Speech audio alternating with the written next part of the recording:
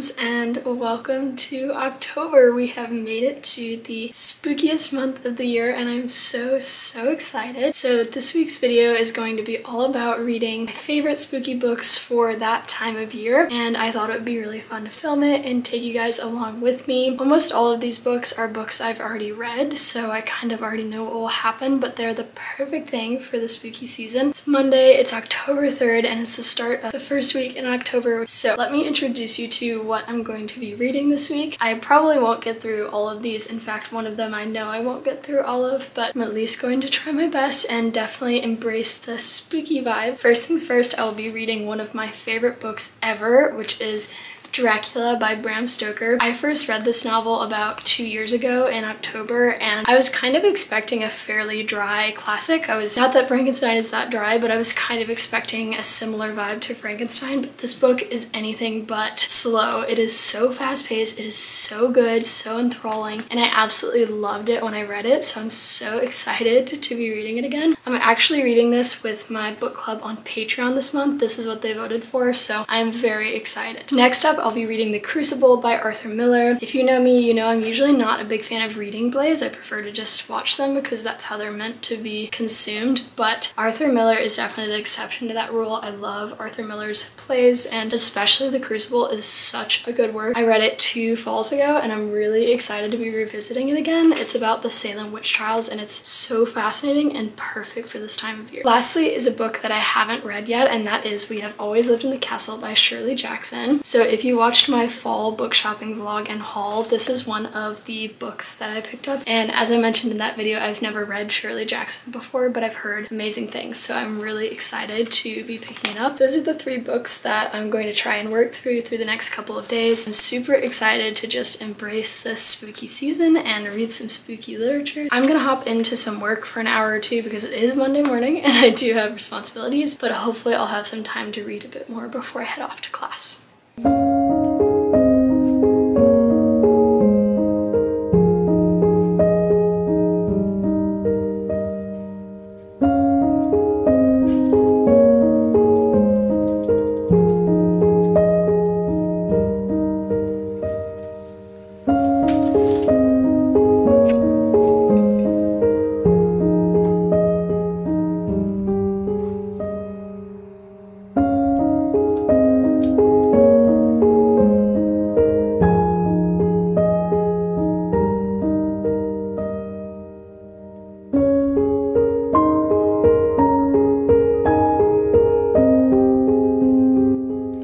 I just finished up my work for the morning and it's about 11:30, so I have an hour or so until I have to catch the bus to campus. I'm gonna go ahead and get reading. I'm gonna start with Dracula. I have about 100 pages to read for this week's section for the book club, so that's what I'm gonna start on first this week.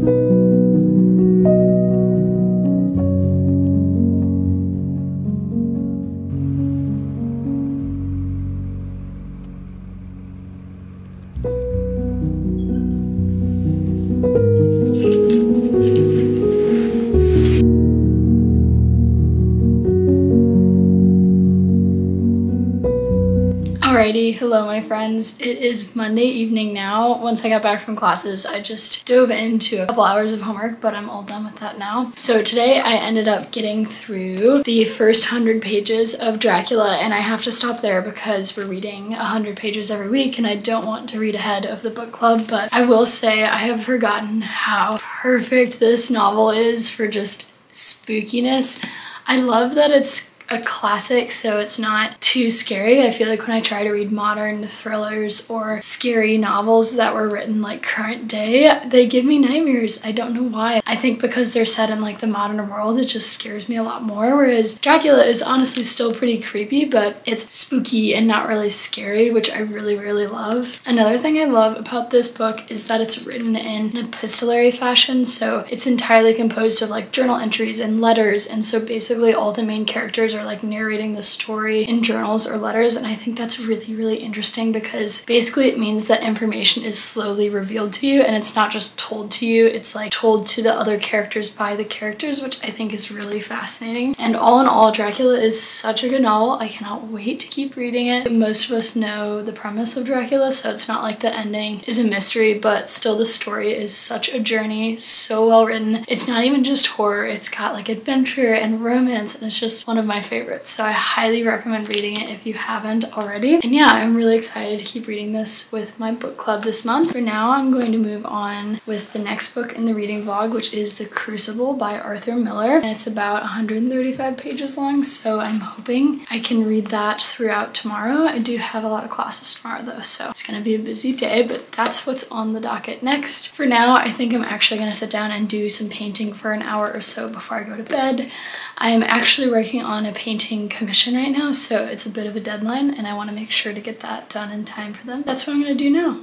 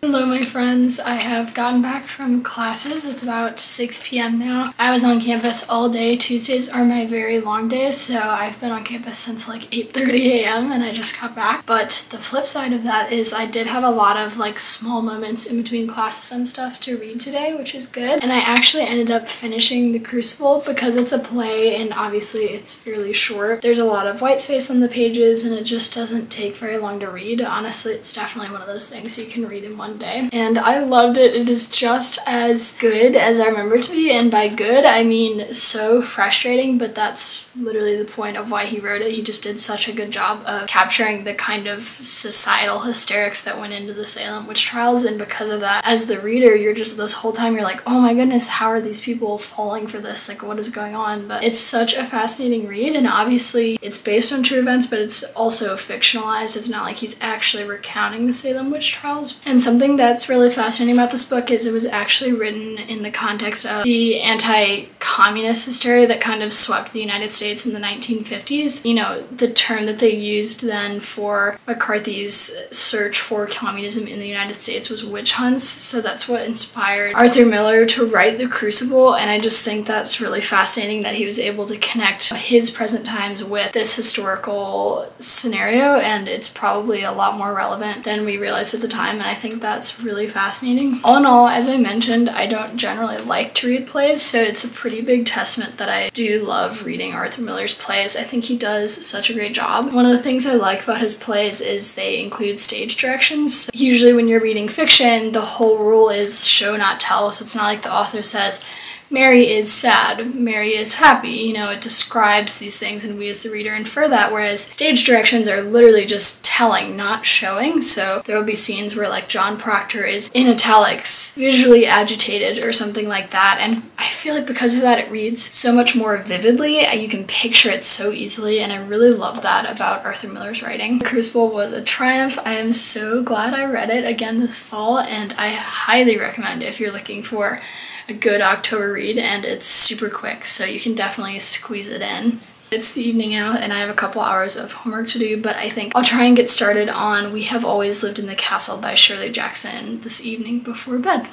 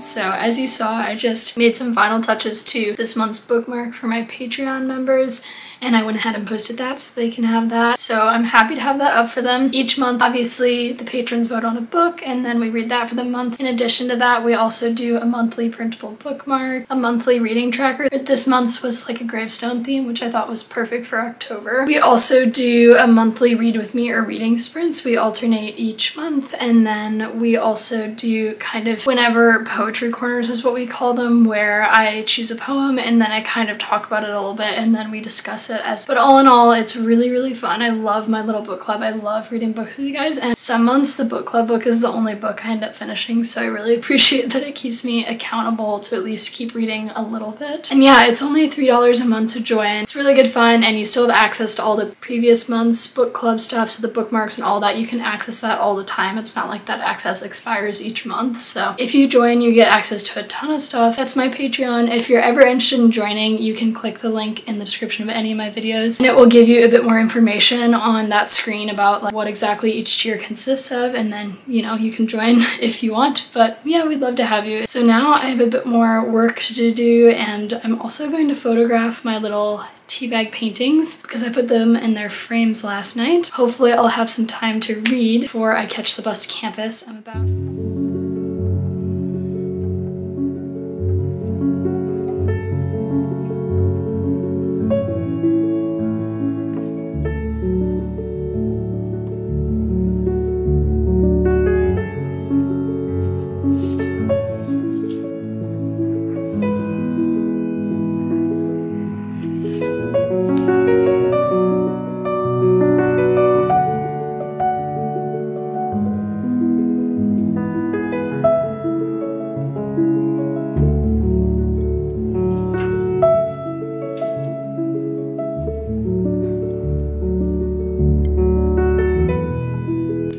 Hello my friends, it is about 6:30 now and I got back from classes around 5 and I've just been doing homework and such since, but I wanted to come on here and update you. I'm about halfway through We Have Always Lived in the Castle and it is so good so far. I really love Shirley Jackson's writing style so far. It's really perfectly creepy, but it's not at all scary. Like there's nothing scary in the book, but definitely very creepy, kind of weird characters. These kind of eccentric sisters living together, and there's this whole question of whether one of the sisters intentionally laced the family food with arsenic or if it was an accident. And the main narrator, who's the younger sister, not the one who like supposedly laced food with arsenic, is such a quirky narrator. Her name is Mary Catherine, but her nickname is Maricat, which I feel like is so creative. I mean, it's right in front of you, Mary Catherine, Maricat, but at the same time, pretty sure Shirley Jackson coined that. I think it's really interesting. But the main character is so odd because she's the one narrating, and so you're just getting this glimpse into her headspace, and she almost kind of seems like a witch. She just has so many interesting quirks about her, and I feel like kind of hearing her inner dialogue throughout the story really gives some really interesting insights. So anyways, I'm absolutely loving it and I'm hoping to get through at least a decent bit more tonight. Today is actually Austin's birthday. He just turned 20, so now that my homework's all done, I'm gonna spend the evening celebrating with him and then hopefully have some time to read before I go to bed. But I will update you guys soon.